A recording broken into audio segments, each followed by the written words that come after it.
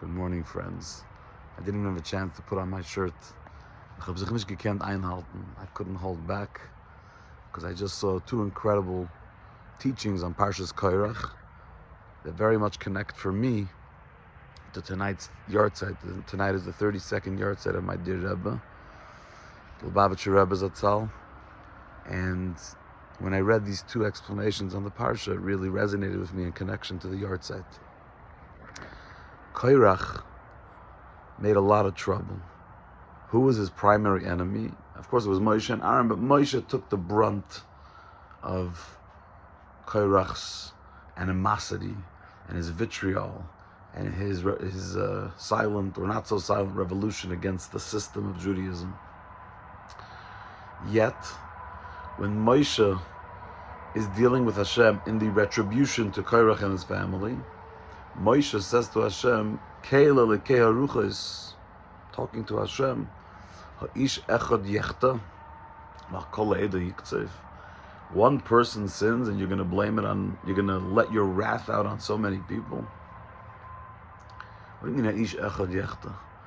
There was Dasan Va'aviram, there was the 250 Roshei Sanhedros, there was a lot of people that joined Koirach in his revolt against the system. So why did Moshe say the Ish Echad Yechta? The second point, and I'm going to answer that in a second, is that when Hashem said, go get everyone away from Dasan and Aviram's camp so that they don't get hurt in the punishment, Rashi says that Moshe went down, Vayakam Vayelech, and it says, Kesava Shisal Eifonim. He was hoping that Dasan and Aviram would find favor and graciousness in Moshe and perhaps change their ways. Hashem never told him to go speak to Dasan and Aviram. Hashem told him to go tell people, hey, Alu mitoich, get out of there. Not only did he go, but because he went, the entire leadership of the elders of the Jewish people went along. Both of these subjects in the Parsha are the same idea. Moshe Rabbeinu knew that Dasan and Aviram were thorns in his side, all the going from the beginning. And yet, when it was time for punishment, Moshe tried to minimize the retribution and wrath from Hashem by saying it's just Koirach. Koirach's the instigator. Koirach's the real troublemaker. Everyone else was just followers. Of course, Hashem didn't agree. And Hashem knew that Dasan and Aviram and the 250 Roshei Sanhedros, the leaders, they also got to go.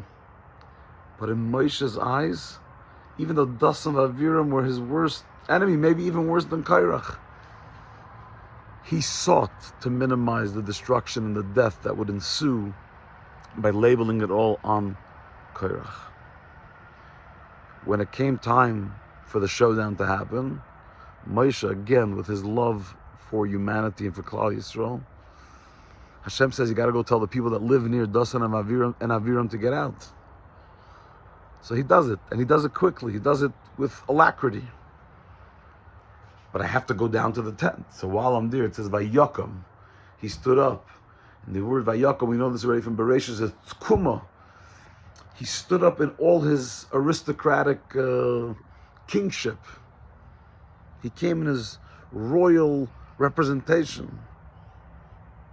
He came with his royal stature. As a Nasi, as a leader, as a Melech, as a king, hoping that maybe one last chance Dasan and Aviram will see him and say, look at this. Here's a leader of Klal Yisrael. We can't mess with this. Let's do tshuva. Of course, they didn't at the end do tshuva.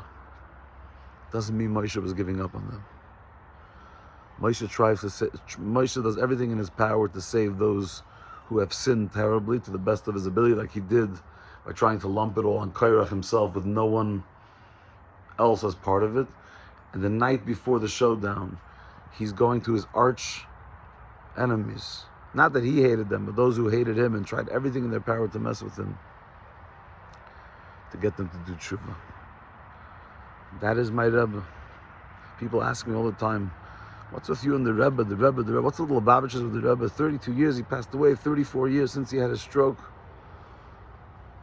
The Rebbe's a lot of things to a lot of people. He's a tzaddik, and he does miracles, and he's a brilliant Torah scholar, and he was Oyev Yisrael, and he was a world leader that dealt with politicians and inspired shluchis and transformed the Jewish world through the shluchim to make Judaism what it is today. But to me, one of the greatest things about the Rebbe was that even those who came for him, who messed with him, who tried to mess with him, his love for them was also unlimited and infinite. And that's something Chavi and I try to live with every day. We're not perfect and we're not a Rebbe, but we try to live Rebbe-esque, to see everyone in our life for who they are at their core and be there for them through thick and thin with love, with TLC, with sensitivity, and with non-judgmentalism. Tonight's Gimel Tammuz, do something for the Rebbe.